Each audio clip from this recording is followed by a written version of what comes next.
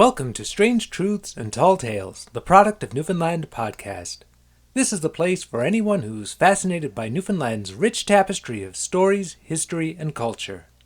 I'm Robert, your host and guide through the curious, the legendary, and the downright strange.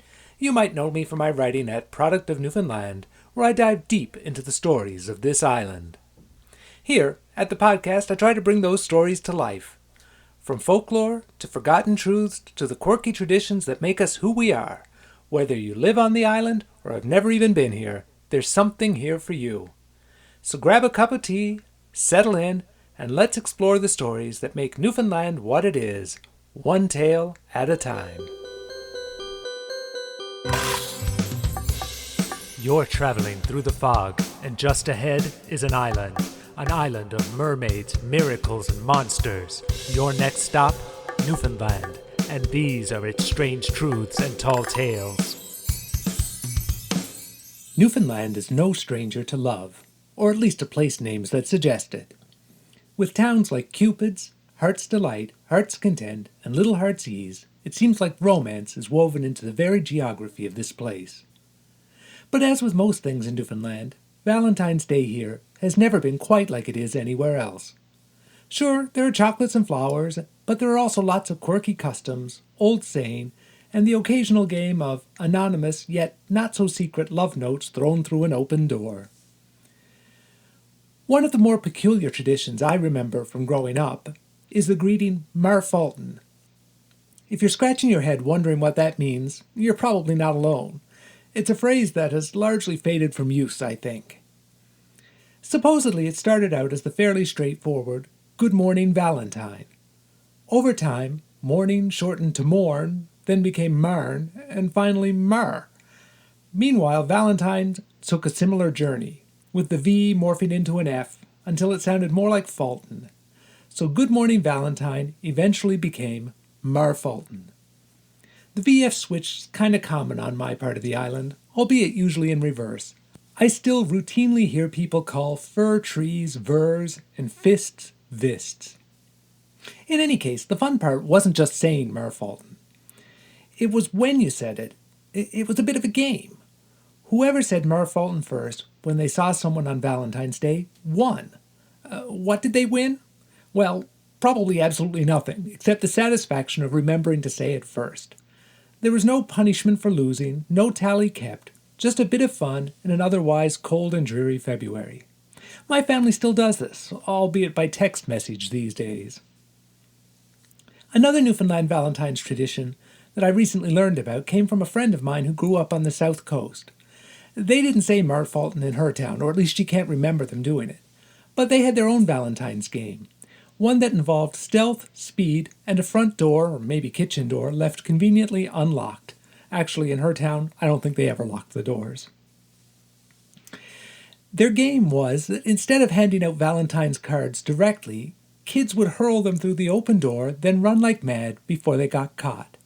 Their cards weren't anonymous, so it wasn't really about secrecy. They'd signed them. I guess it was just about the thrill, or the surprise, I suppose, or maybe the escape, trying to remain hidden, as the case may be. Maybe it was a fun way to inject a little excitement into the holiday, or maybe it was just an excuse to run around and have a laugh. Either way, it seems like to fit perfectly with the Newfoundland's habit of turning even the simplest things into a bit of a sport.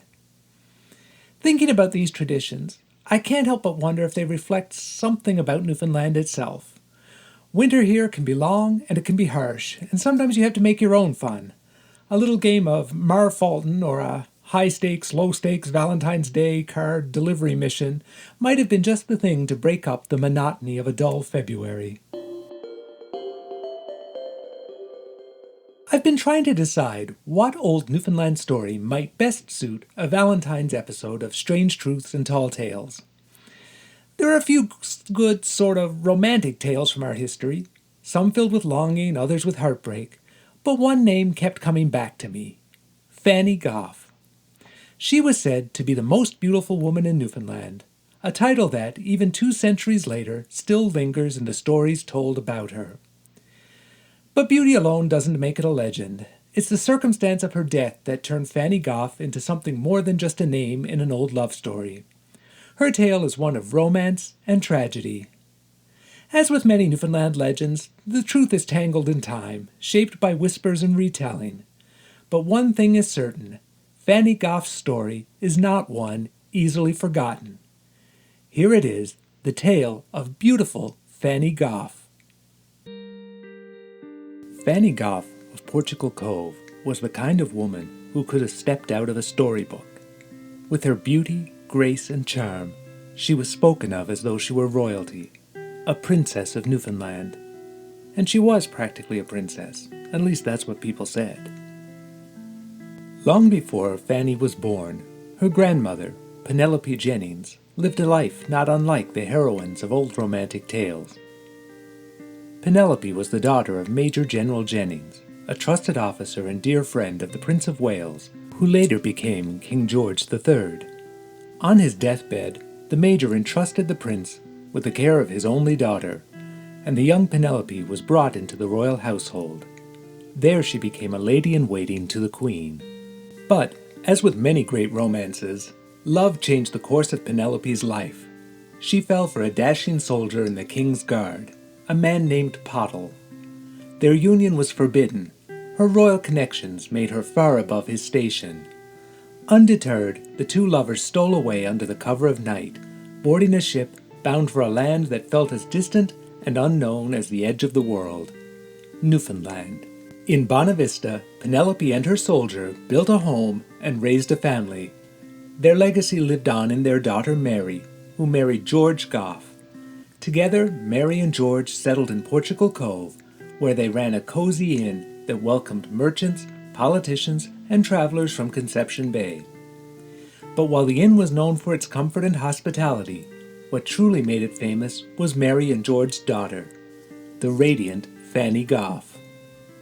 Fanny was more than just beautiful, though everyone who met her agreed she was the most beautiful woman in Newfoundland. She was intelligent, talented, and kind. She moved through her parents' inn with a natural grace that would have made her grandmother proud, chatting easily with guests, and when encouraged, entertaining them with her golden singing voice. Children adored her warmth, and grown men found her utterly captivating. They all vied for a piece of Fanny's attention. Warren Armstrong, a love-struck clerk from St. John's, was so taken with Fanny that he wrote her a poem. Let others praise the city maids, at Outport beauty's scoff. For voice, for grace, for charming face, there's none like Fanny Goff. Fanny was polite and kind, but she did not care for any of these suitors, nor was she swayed by any over-the-top odes. Her heart was already spoken for. Of all her admirers, only one ever captured her heart, a handsome young man from Brigus. His name was John Barton. It was a chilly evening in late autumn, and the Goff Inn was bustling with travelers passing through Portugal Cove on their way to St. John's. Among the guests was John, a businessman from Brigus. He had come to the inn seeking a warm meal and rest for the night, but what he found instead was the woman who would change his life forever. Fanny, as always, moved gracefully through the inn, greeting guests with her radiant smile and kind words. When her eyes met John's for the first time, there was an instant connection, a spark that neither could explain. Fanny's beauty, of course, was captivating, but it was her warmth and genuine nature that struck John most deeply.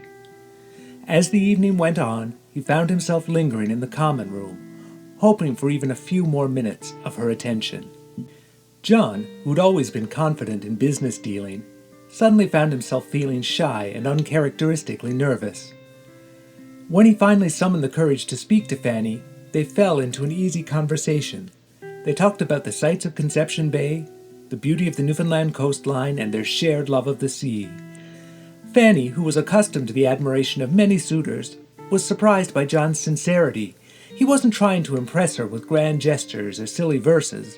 Instead, he listened to her, laughed with her, and treated her as an equal. As the weeks turned into months, John found reasons to visit Portugal Cove more frequently. He claimed it was for business, but everyone knew better. He was there to see Fanny. The two spent hours walking along the shore, their laughter carried on the breeze. Under the apple trees in her parents' garden, John would tell her stories of his work and his dreams of expanding his business, while Fanny shared her love of music and her hopes for the future. They were drawn together not just by affection, but by a deep respect and understanding of one another. Fanny's parents came to adore John. They saw him as a man of integrity and ambition, someone who would cherish their daughter and provide her with a good life. It wasn't long before Johnny asked for Fanny's hand in marriage. She accepted with a smile, and their engagement was announced soon after. The news was met with joy by all who knew them. Everyone agreed they were a perfect match, two souls who seemed to have been made for one another. The date for the wedding was set, March 22nd, 1822. The inn buzzed with preparations for the grand wedding, and Fanny's excitement grew with each passing day. But fate, as in all great tales, had other plans. Just days before the wedding, Fanny fell ill. What began as a slight fever soon turned grave, and despite her family's desperate attempts to save her, she passed away mere days before she was to wed. On her deathbed, she thought only of John, her true love. She wished she could see him, to tell him not to grieve. As sick as she was, she couldn't bear the thought of his sadness, his loneliness. She made her parents promise to tell him to live his life, to be happy, and that they would be together again soon in the next world. John, unaware of the tragedy, was still in Brigus, happily preparing for his wedding. On March 21st, the day before the ceremony, he packed his sled with gifts for his bride and set off for Portugal Cove. The air was crisp, the skies clear, and his heart was light. It was, he thought, the happiest day of his life. On the morning of March 22nd, the day they were to be wed, John stopped in St. Philip's at the home of an old acquaintance, Tom Squires. He entered the house with a bright smile, thinking perhaps they'd share a cup of tea and chat about the excitement of the day ahead. The Squires family, dressed in mourning clothes, stared at him in silent shock. They were on their way to Fanny's funeral, which was to take place that very afternoon. It was clear John knew nothing of her death. It fell to Tom to break the news. Taking John into a quiet room, he gently told him the devastating truth. John was shattered. In that moment, his world collapsed. All the dreams he had held for their future, all the joy and love they had planned, were gone. Unable to speak, he left the house, hitched his horse, and returned home. Once in Brigus, John Barton quietly settled his affairs. For 2 days he stayed in his room, refusing food or company. On the third day, John Barton passed away. Some said it was pneumonia brought on by the cold journey. Others believed his heart simply gave out under the weight of his grief. Young Fanny Goff, once celebrated as the most beautiful woman in Newfoundland, was laid to rest beneath the apple tree in her parents' garden, the very place where she had once dreamed of a future with John. Though the tree has long since vanished, her headstone remains and can be visited to this day in Portugal Cove. It stands as a silent reminder not only of Fanny Goff, but of a love so deep that neither death nor time could erase it. I think the tale of Fanny Goff is a reminder that love, in its truest form, does not always follow the path we expect. It is as fleeting as a winter's frost and as enduring as the sea, beautiful but unpredictable. Fanny and John were bound by something stronger than time, stronger even than death. And though their story ended in sorrow, it also lingers in the hearts of those who hear it. Perhaps that's the nature of true love, not just to be lived, but to be remembered. Their story, carried through generations, proves that love, no matter how brief, can leave an imprint that lasts beyond a lifetime. And maybe, just maybe, on cold February mornings, when the frost clings to the branches and the wind whispers through the cove, they are still together, walking side by side in a world beyond our own. And there are plenty of Newfoundland stories that remind us how love and loss go hand in hand. Some are wrapped in legend, like Fanny Goff's tragic romance, while others are painfully real, etched into our history. And sometimes love isn't just about people. It's about place and the deep connection that Newfoundlanders have to the sea. But loving the sea means knowing its dangers, and on one fateful Valentine's night, that love turned to sorrow. Every Newfoundlander carries the weight of certain tragedies, events so deeply etched into our collective memory that they feel personal, even if we weren't directly affected. For me, the sinking of the Ocean Ranger is definitely one of them. I wasn't very old at the time, but I remember the storm. I remember being stranded at my grandparents' house, snow piled high, roads impassable. Even at that age, I sensed that something was different about this storm, that it carried more than just wind and waves, it carried loss. 84 people went down with the Ocean Ranger that night, swallowed by the Atlantic, when the oil rig tipped beneath the waves in the early hours of February 15, 1982. They left behind grief that would stretch across Newfoundland like the storm itself. There were no survivors, no one to tell the final moments, and no one to come home. Just silence, howling winds, and the voices on the radio delivering the terrible news.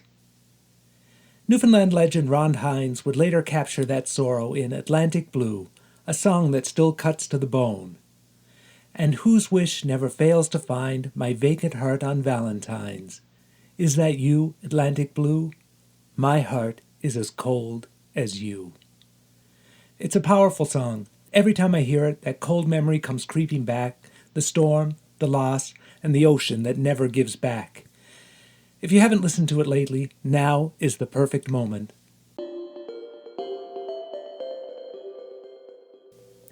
Newfoundland's version of love has always been a mix of fun and heartache.